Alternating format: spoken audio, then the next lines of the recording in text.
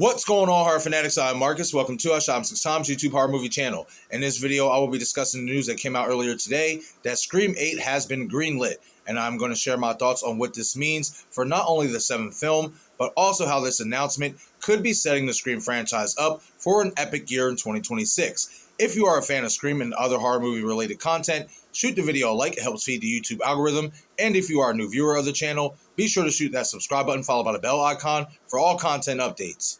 Alright y'all, so before I get into my spew about this news, I want to give a shout out to my friend Craven Something Scary, as he was the first to announce the news on his channel. Definitely subscribe to his channel if you haven't already. He's an amazing content creator, especially in regards to the Scream franchise.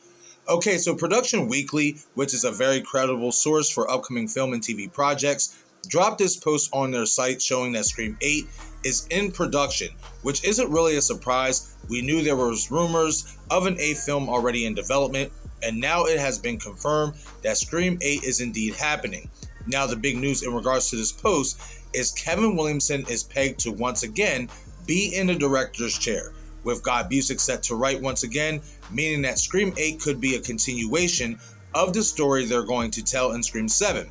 Now, the timing of the news is a bit of a surprise to me. I didn't expect this announcement to come out this soon. So what I'm going to do is give 3 reasons why I think this announcement could be critical to not only how Scream 7 plays out, but also the direction the 8th film could be heading in, as I believe in Scream 8, we could be heading back to an all too familiar place.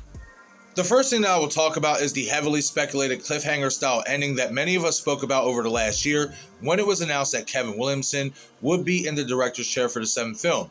It is well documented that Kevin wanted to do a cliffhanger style ending in previous sequels of the franchise, and though he is not the writer for these new films, Guy Busick is, you know that Kevin has a heavy influence on what direction they are attempting to go in with these next 2 films. So I think with the announcement of Scream 8 being in development, it is very possible they could begin filming either later this year or early next year before Scream 7 is released, and if that is the case, I am very confident that we will not have to wait a full year for the 8th installment to come out like we are for the 7th installment, and I will explain why I believe this to be true later in the video. The second reason why this announcement is critical to how Scream 7 could play out, if the plan is to do a cliffhanger style ending, then that could be a sign that instead of getting Stumacher revealed alive in Scream 7, he could be revealed alive in Scream 8, with 7 serving as the setup to this eventually transpiring. I know Matthew Lillard said on a podcast the other day that Stu is sort of alive or something of that nature. That's something that I will discuss in full length in a separate video.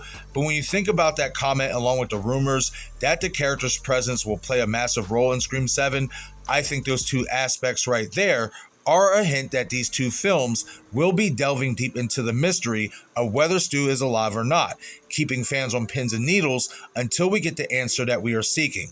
I also think if they pull the trigger on a cliffhanger style ending, if the plan is to reveal that Stu is alive, then that means Scream 8 could return to Woodsboro for this reveal to come full circle.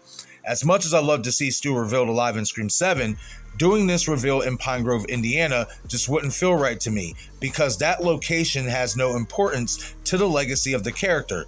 If they are going to reveal that Stu is alive, I want it to be in Woodsboro, but more importantly, I want it to happen at his house, 261 Turner Lane, for this epic reveal to have the impact that it rightfully deserves.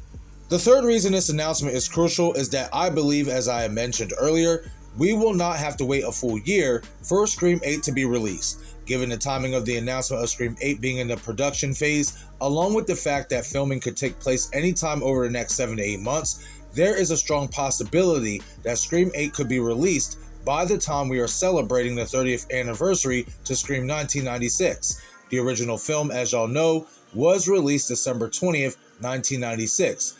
Now, the 20th of December in 2026 falls on a Sunday, so there's a chance that the 8th film will be released that Friday on December the 18th as a way to pay homage to the original film.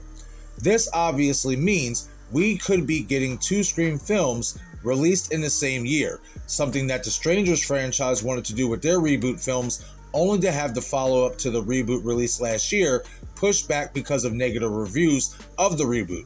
I personally do not think that Scream will have that problem, given how strong the fan base is and the fact that we are seemingly getting a 2-part legacy sequel storyline with legacy characters that we want to see, as opposed to what the Strangers did by bringing in fresh faces that fans of the franchise weren't familiar with.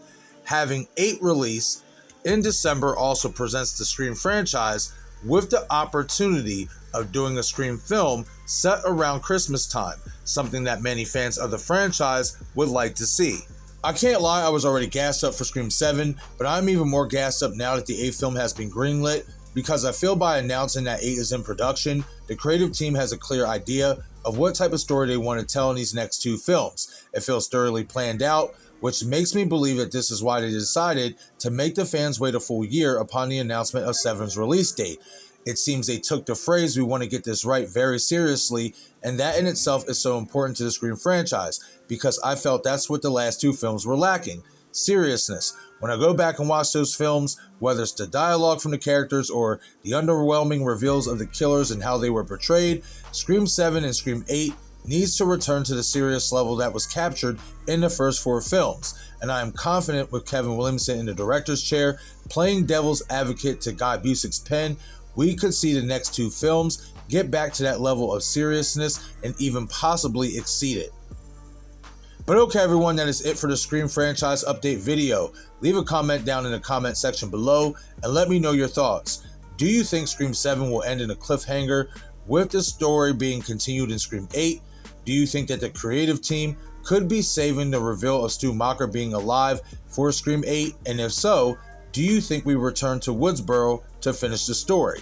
As well as let me know if you agree that we could be getting 2 Scream films back to back in the year 2026 as a way to celebrate the 30th anniversary of the original film's release. Once again, I am Marcus and this is Asham 6 Times YouTube Horror Movie Channel. Be sure to follow me on all of my social media platforms. Thank you all for watching.